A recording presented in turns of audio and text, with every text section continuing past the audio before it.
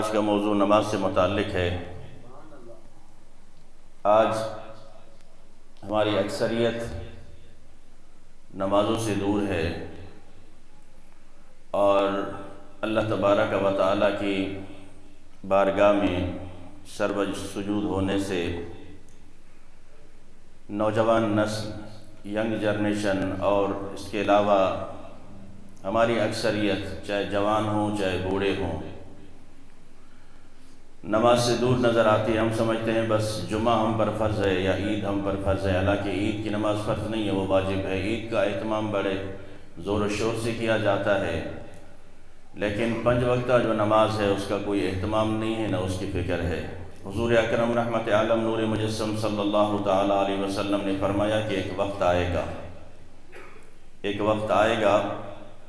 قرآن گھر گھر میں سجے ہوں گے لیکن پڑھنے والا کوئی نہیں ہوگا۔ قرآن گھر گھر میں سجے ہوں گے، آج ہر گھر میں طاق پر رکھا ہوا قرآن ضرور ملے گا، لیکن اس قرآن کو کوئی پڑھنے والا نہیں ہے، کوئی تلاوت کرنے والا نہیں۔ اور حضور صلی اللہ تعالیٰ علیہ وسلم نے فرمایا ایک وقت آئے گا مساجد سجی ہوں گی، بڑے اعلیٰ قالین اس میں بچھے ہوں گے اور ہر انتظام ہوگا لیکن نمازی نہیں ہوں گے۔ ایک وقت تو وہ تھا نا کہ مسجد نبی آج سے 15 صدیاں پہلے حضور صلی اللہ تعالیٰ علیہ وسلم کی مسجد نبی شریف میں بھی کبھی کبھی چراغ نہیں جلا کرتا تھا، اس لیے کہ غربت اتنی تھی کہ مسجد نبی میں چراغ نہیں جلتا تھا کئی دن، لیکن نمازی پکے تھے۔ غربت ضرور تھی صحابہ کرام میں، لیکن نماز کے وہ پکے تھے، نماز کسی صورت میں نہیں چھوڑتے، اس لیے کہ انہوں نے پڑھ رکھا ہے۔ سمجھ تو ہمیں بھی آتی ہے کہ نماز کسی حالت میں معاف نہیں ہے، کسی صورت میں معاف نہیں ہے۔ یہ ایک الگ بات ہے کہ ہم اس بیان سے اور اللہ کے قرآن سے، حضور صلی اللہ تعالیٰ علیہ وسلم کے فرمان سے آنکھیں چراتے ہوئے، کتراتے ہوئے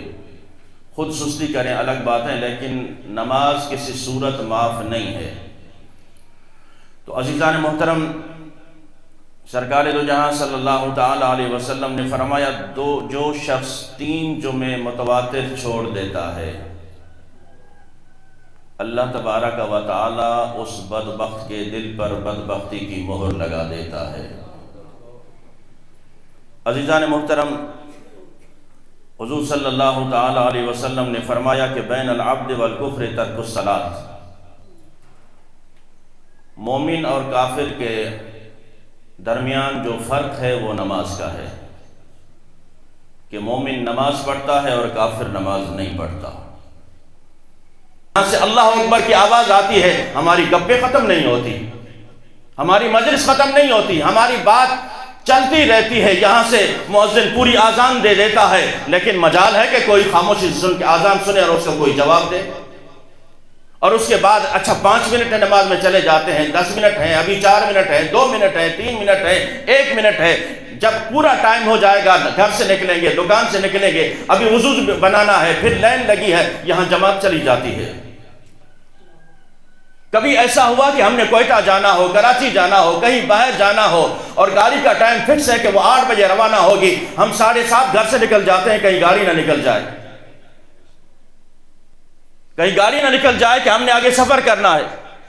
اس گاڑی کی فکر ہے، اس کی ٹائمنگ کی فکر ہے، نوکری پہ پہنچنا ہے، ملازمت پہ پہنچنا ہے، آفیسر بیٹھا ہے، وہ کھچائی کر دے گا، مجھے 9 بجے فکس وہاں پہنچنا ہے اور حاضری لگانی ہے، 9 سے 1 منٹ ادھر ادھر نہیں جائے گا، لیکن نماز کے لیے بہانے ڈھونڈ رہا ہے، ابھی چلا جاؤں گا، تھوڑی دیر بعد چلا جاؤں گا، 5 منٹ کے بعد جاؤں گا، ابھی 1 منٹ رہتا ہے، ابھی اتنے منٹ رہتے ہیں، جماعت چلی جاتی ہے، لوگ نماز پڑھ کے باہر نکل رہے ہوتے ہیں، صاحب پھر آ رہے ہوتے ہیں کہ ابھی نماز پڑھے۔ یہ اہتمام باقی چیزوں میں ہم کر سکتے ہیں، لیکن نماز کے لیے کیوں نہیں؟ جتنے سخت وعیدیں نماز کی آئی ہیں اور اتنا ہلکا ہم نے نماز کو لیا۔ جتنے سخت وعیدیں اللہ تبارک و تعالیٰ نے نماز کے لیے بیان فرمائی ہیں، عزیزان محترم، اللہ تبارک و تعالیٰ قیامت کے دن جنتی جب جنت میں چلے جائیں گے اور دوزخی دوزخ میں چلے جائیں گے، تو جنتیوں کو یہ حکم ہوگا اور وہ دیکھ رہے ہوں گے کہ جہنمی جہنم میں جل رہے ہیں اور نچلے طبقے میں ہیں، تو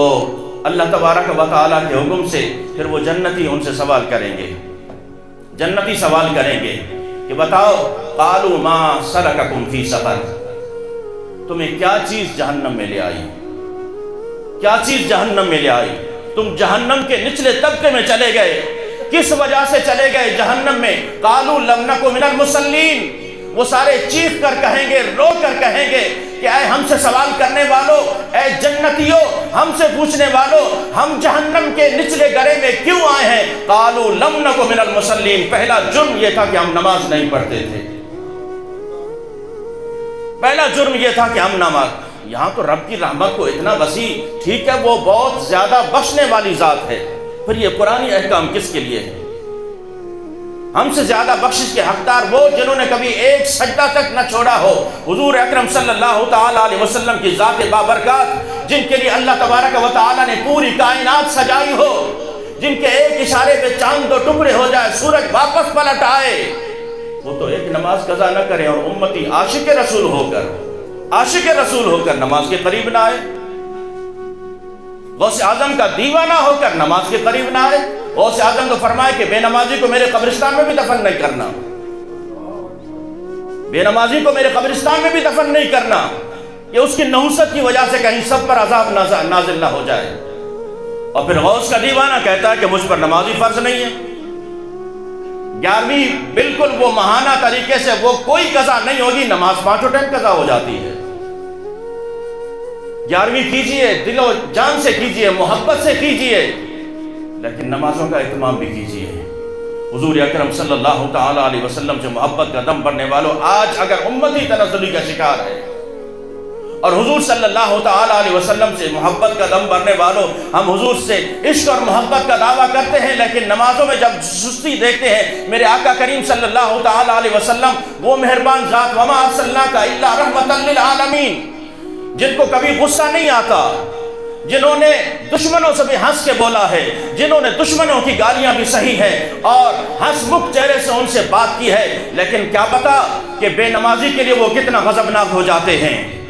میرے آقا کریم علیہ السلام فرماتے ہیں کہ کاش کبھی دل کرتا ہے کہ تم نماز پڑھاؤ اور میں چلا جاؤں، وہ لوگ جو گھروں میں بیٹھے ہیں، جو بازاروں میں بیٹھے ہیں اور نماز کی طرف نہیں آئے، میں ان کے گھروں کو آگ لگا دوں، میں ان کے گھروں کو آگ لگا دوں۔ لیکن مجھے خیال آتا ہے بچوں کا اور عورتوں کا۔ عزیزان محترم، وہ رحمت للعالمین نبی صلی اللہ تعالیٰ علیہ وسلم بے نمازی کے لیے اتنے غضبناک ہوں،